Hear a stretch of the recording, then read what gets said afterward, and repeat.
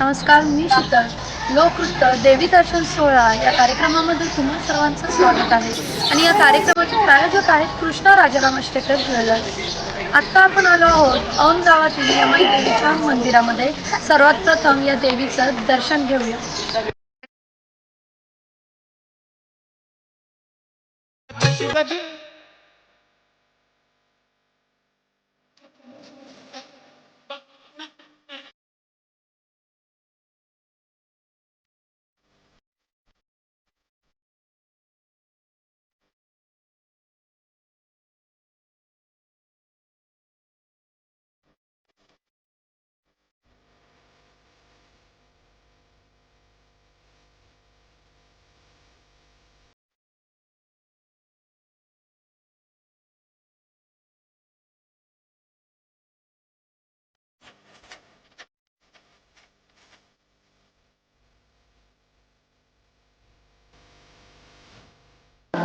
औंध गावातील यमाईच्या मंदिरामध्ये आपण आता आलो आहोत आणि आपल्या सोबत आहेत या देवीचे उपाध्याय आणि पुजारी.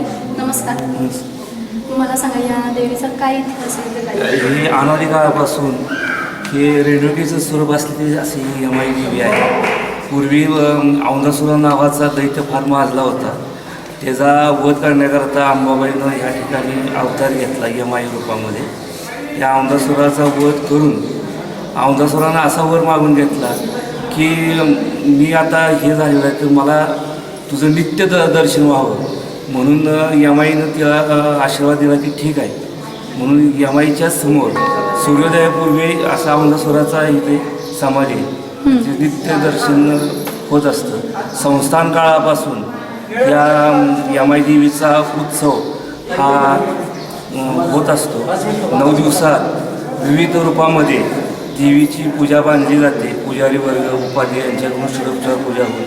पहिल्या दिवशी संस्थानचे अधिपती श्रीमंत गायत्री देवी पंतप्रतिनिधी यांच्या अध्यक्षतेखाली घटस्थापना होऊन या नवरात्र उत्सवाला सुरुवात होते. दररोज विविध रूपामध्ये देवीची पूजा बांधली जाते. दुपारी 12 वाजता देवीची महानैवेद्य दाखवला जातो. आरती, मंत्रपुष्पांजली आणि गजराज व इतर मानकऱ्यांचे सलामी होते. आणि संध्याकाळी पण त्याचप्रमाणे असे 9 दिवस हा उत्सव सुरू होतो. तुम्ही आता थोडक्यात आम्हाला माहिती सांगितली. मग ज्या असुराचं इथे वध करण्यात आला तर ते औंधचं नाव आहे, ते असं काही कनेक्शन आहे का? हां, औंधासूर नावाचा राक्षस वध झाला त्यावरून ह्या गावाला औंध हे नाव पडलं. हां, बरं. मला सांगा, नवरात्र उत्सवात तुम्ही कशा पद्धतीने पूजा अर्चना करता? नवरात्रामध्ये आता पहिल्यांदा दुसऱ्या दिवसाला तर वाघावरती बसवले, नंतर आम्ही नागावरती बसवतो, नंतर झोपाळ्यावरती. असे 9 दिवस 9 उत्सवात 9 वेगवेगळ्या पूजा होतात. पूजा. हां. आणि घटस्थापना कशा पद्धतीने असते? घटस्थापना आता काल झालेली आहे ना, त्यामुळं घटस्थापना हे एक प्रकारचं कसं असतं की अश्विन शुद्ध प्रतिपदेला अशी रानामधली जी आपली माती असते काळी, त्या काळी माती अशी ही करून त्याच्यामध्ये कळस स्थापना जातो. त्याच्यावर आंब्याचा आम्रपल्लव घालून सुपारी अक्षरा घालून त्याच्यामध्ये तांबून ठेवलं जातं. आणि त्यामध्ये अंबाबाईची जी मूर्ती आहे महिषासुरमर्दिनी ती त्याच्यामध्ये ठेवून त्याच्यावर दररोज एक अशी चढती माळ अशी 9 दिवस 9 माळ चढवल्या जातात त्या देवीला. आणि महानैवेद्य म्हणजे पुरणपोळीचं नैवेद्य रोज दाखवून महाआरती दुपारी 12 वाजता होते. बरं, अजून एक प्रश्न विचारेन की या मंदिराची स्थापना कधी झाली, याच्याविषयी काही एखादा इतिहास आमच्या प्रेक्षकांना सांगा. ह्या मंदिराची स्थापना हजारो वर्षापूर्वीचे हे मंदिर आहे. हे मंदिराची स्थापना अशी कोणी केली नाही. हे स्वयंभू मंदिर आहे. स्वयंभू मंदिर. ज्या वेळेला राजे लोक आले त्यावेळेला ह्या मंदिराचा जीर्णोद्धार होत गेलेला आहे. शिवकालीन मंदिर असल्यासारखं त्याच्या पण आधीचं अनादी काळापासून हे मंदिर आहे. स्थापित मंदिर नाही, स्वयंभू मंदिर आहे. ज्यावेळेस जे राजे आले त्या राजाने त्या म्हणजे मंदिराचा जीर्णोद्धार करत गेलेले. ठीक आहे. तुम्हाला प्रश्न विचारेन, इथे लाखो संख्येने भाविक येत असतात, त्याबद्दल काय सांगा? इथून खूप खूप लांब देवीची श्रद्धा असलेली बाहेरून सुद्धा लोक येतात भरपूर. नवरात्र उत्सव असल्यामुळं भाविकांची गर्दीसुद्धा खूप असते. धन्यवाद. तुम्ही आम्हाला तुमचा वेळ दिल्याबद्दल आणि रवी आला बाई जणू तुला लावून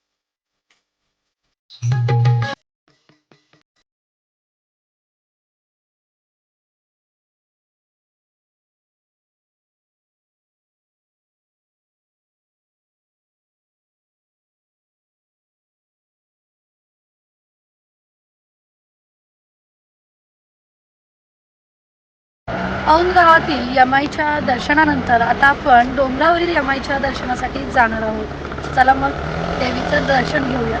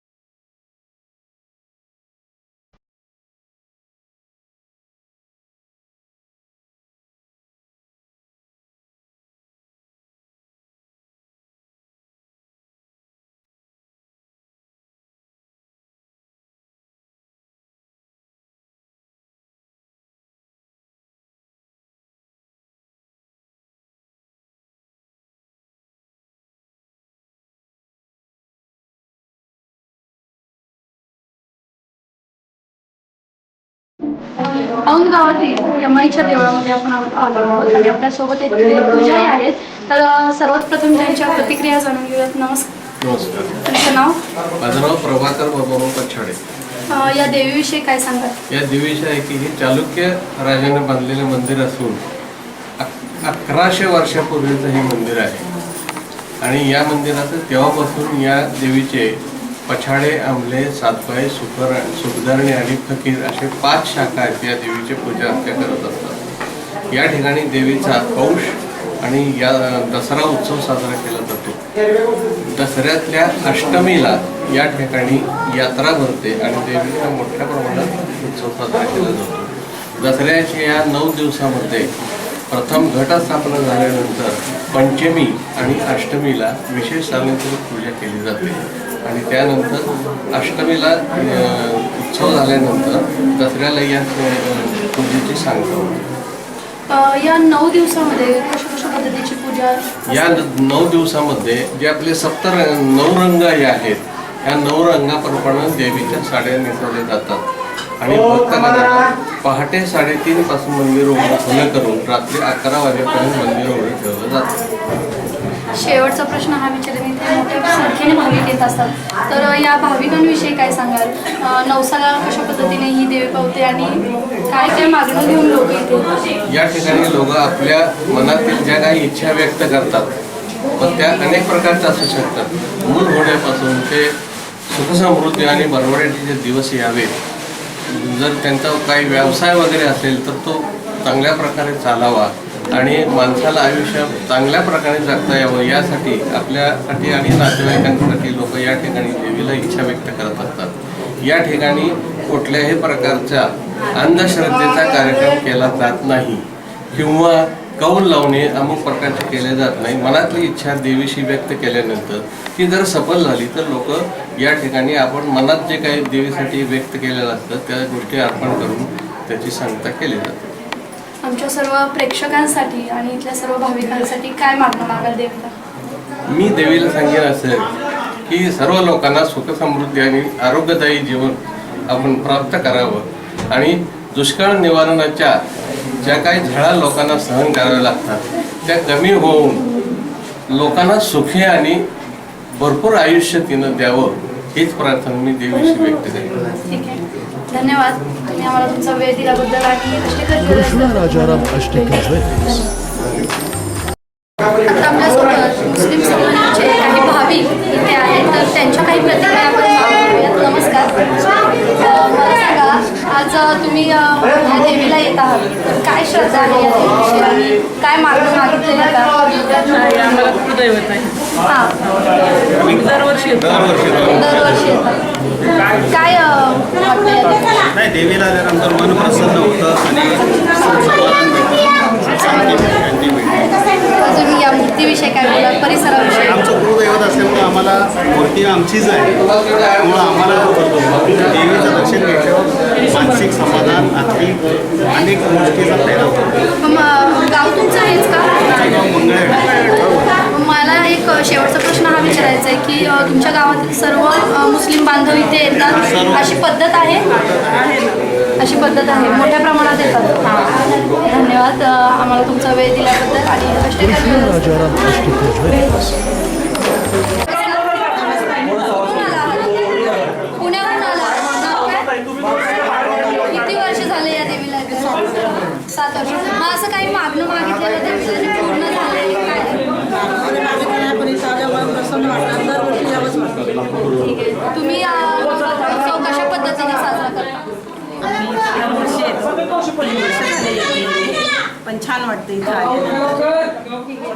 9 दिवसामध्ये काय काय आम्ही आमच्या त्या दिवस 9 देव आहे आमच्या कोल्हापूरची, MI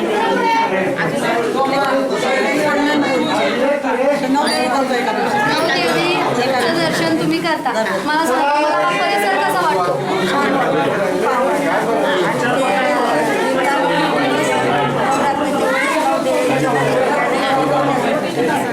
असा कोणता अनुभव आला आहे का तुम्हाला या देवीविषयी की ही प्रसन्न झाली, तुम्ही कोणतं मागणं मागितलेलं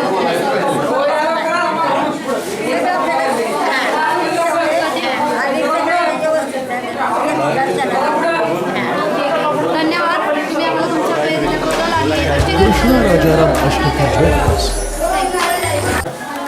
यमाई देवीचे भक्त आपल्यासोबत आहेत. छानपैकी तुम्ही ते प्रसाद वाटत आहात, तर यमाई देवीविषयी काय सांगाल? आमचं देवस्थान हे जागृत आहे. भगवंतराव पंतप्रतिनिधीपासून लोकशाही परंपरा असलेलं हे संस्थान आहे आणि जागृत देवस्थान असल्यानं ते भक्तांना पावत असतं आणि आम्ही भक्तांना प्रसाद म्हणून गेली 10 वर्ष हा प्रसाद नवरात्रातल्या एका रविवारी वाटत असतो. तुम्ही गेली 10 वर्ष हा प्रसाद इथे वाटत आहात, तर याच्यामागे काय कारण आहे? अत्यंत मनाला समाधान देणारं असं हे यमाई देवीचं देवस्थान आम्हाला आमच्या कुटुंबियांना खूप आनंदाचं आहे. आमचं कौटुंबिक स्वास्थ्य खूप आनंदाचं आहे. माझा मुलगा पायलट झालेला आहे आणि माझी मुलगी 11वीला आहे. मी प्रोफेसर आहे, माझे मिस्टर प्रोफेसर आहे. आम्ही अत्यंत सुखात आहोत. हा सर्व माझ्या यमाई देवीचा आशीर्वाद आहे आणि तिच्या आशीर्वादानं आणि आम्हाला मिळालेल्या मनाच्या समाधानानं हा अत्यंत आनंदाचा क्षण दर नवरात्रामध्ये एका रविवारी आम्ही आनंदानं घेत असतो. शेवटचा प्रश्न विचारेन, तुम्ही यमाई देवीला काय मागणं मागाल? की महाराष्ट्रात सतत पाऊस पडावा, दुष्काळ कधी असू नये आणि सर्व महाराष्ट्रातली जनता सुखी समाधानी व्हावी. धन्यवाद. तुम्ही आम्हाला तुमचा वेळ दिल्याबद्दल आणि अष्टकर कृष्ण राजाराम अष्टकर ज्वेलर्स. नमस्कार. कुठून आला? नाव काय? काय बोलाल या देवीविषयी, इथल्या वातावरणाविषयी? देवीचे देवस्थान आहे ते जागृत आहे आणि कुलदैवत असल्यामुळे आम्ही दरवर्षी येतो दरवर्षी देवीला येतो ते भावाने आपला नमस्कार वगैरे करून म्हणजे आमचं व्यवस्थित कल्याण झालेलं आहे. झालेलं आहे. मग मला एक सांगा, असा कोणता अनुभव आहे का? आहे आम्ही आपल्या जीवनात वगैरे सुख समृद्धी असल्यामुळं श्रद्धा आहे की आपण इथं वर्षातून एकदा तरी देवीला येऊन जावं. दर्शन घेतात. मी तुम्हाला विचारेन, या नवरात्र उत्सवामध्ये तुम्ही काय काय करता? कशा पद्धतीने हा संपन्न करता नवरात्र उत्सव? नवरात्रोत्सव हा आम्ही फार शांतते आणि सगळ्यांनी मिळून साजऱ्या करतो. दरवर्षी नवरात्रात आम्ही दर्शनाला येतो. हे माझं औंध हे माझं आजोळ आहे आणि आम्ही लहानपणापासून औंधमध्ये येतो. तुम्ही काय बोलाल या देवीविषयी? वालचंदनगरवरून आम्ही इथं आलेलो आहे. गेली 30 वर्ष आम्ही आमचं लग्न झाल्यापासून 30 वर्ष 30 वर्ष झालं आम्ही एकही नवरात्र चुकवलेलं नाही. येताना जरी काही अडचणी आल्या तर देवी तिचं समर्थन करते. अडचण काही होती आपण तिच्यामुळे आमची त्याच्यावर श्रद्धा आहे आणि हे आमचं कुलदैवत आहे. त्यामुळे आम्ही प्रत्येक नवरात्रात इथे येतोच. प्रत्येक नवरात्र येतोच आम्ही. ठीक आहे, धन्यवाद. तुम्ही आम्हाला तुमचा वेळ दिल्याबद्दल. आणि अष्टकर ज्वेलर्सतर्फे तुम्हाला ही भेट वस्तू. कृष्णा राजाराम अष्टकर ज्वेलर्स. कुठून आला आहात? आम्ही पुण्यावरून आलो आहोत आणि ही आमची कुलस्वामिनी आहे आणि आम्ही दरवर्षी म्हणजे पहिल्या दुसऱ्या माळेला जसं वेळ मिळेल तसं आम्ही ह्या देवीला येतोच दरवर्षी. आणि इथं आलं की आम्हाला खूप प्रसन्न वाटतं. म्हणजे ह्या देवीचं दर्शन घेतलं की पूर्ण असं म्हणजे पूर्ण दिवस असं आम्हाला एकदम छान वाटतं, एकदम व्यवस्थित वाटतं. तुम्ही तुमचा नवरात्र उत्सव कशा पद्धतीने साजरा करता? उपवास वगैरे असतात, घटस्थापना वगैरे घरी करतो आम्ही. इथे पण मी फक्त अगदी येते म्हणजे 20 वर्ष झालं माझं पण येणं. 20 वर्ष झालं. बरं, मला सांगा, असं कोणतं मागणं देवीला मागितलेलं का? नाही, हे पूर्ण जगाला सगळ्यांना सुखी ठेव, हेच मागणं देवीला मागा. आणि सगळ्यांनी चांगलं म्हणजे कसं आता हे जे चाललंय हे चालायला नकोय. आता हेच मागणं मागितलं आहे, सगळ्यांना सुखी ते ठेव पण सगळ्यांना चांगलं वागायला सुद्धा शिकवते. आता कुणाच्यावर अत्याचार नाही व्हायला पाहिजे. ह्या जगाला सुखी ठेव. हे चाललंय ते मराठी समाजाचं आता जे चाललंय ना ते हे सगळं त्याच्यासाठीच चाललेलं आहे. हेच मागणं देवीला मागतो की हे आपल्या मागण्या पूर्ण व्हायला पाहिजेत मराठी समाजाच्या, की जे चाललंय हे जे चाललंय ते थांबलं पाहिजे कुठंतरी. धन्यवाद. तुम्ही आम्हाला तुमचा वेळ दिल्याबद्दल. आणि अष्टकर ज्वेलर्स. कृष्णा राजाराम अष्टकर ज्वेलर्स. लोकनृत्य देवी दर्शन सोहळा या कार्यक्रमाचे प्रायोजक आहेत कृष्णा राजाराम अष्टकर ज्वेलर्स. या कार्यक्रमामध्ये आज आपण औंध गावातील यमाईचं मंदिर पाहिलं, त्याचबरोबर डोंगरावरील मंदिर देखील पाहिलं. आणि या कार्यक्रमाची सांगता आपण देवीच्या गोंधळाने करणार आहोत. सावळ्या मुकड्यावरचा पदर जरा सारणा, यमाई बोलना ग माझ्या संग बोलना, यमाई बोलना ग माझ्या संग बोलना. हळदी कुंकवाचे ताट घेऊन उभी राहीन पाहत वाट, काही चुकले तू ग मला जरा सांगना, यमाई बोलना ग माझ्या संग बोलना. खणा नारळाची ओटी भरताना रूप पाहिले होते ग, मनी साठवून ठेवले ग, काही चुकले तू ग मला सांगना, यमाई बोलना ग माझ्या संग बोलना, काही चुकले तू ग मला सांगना.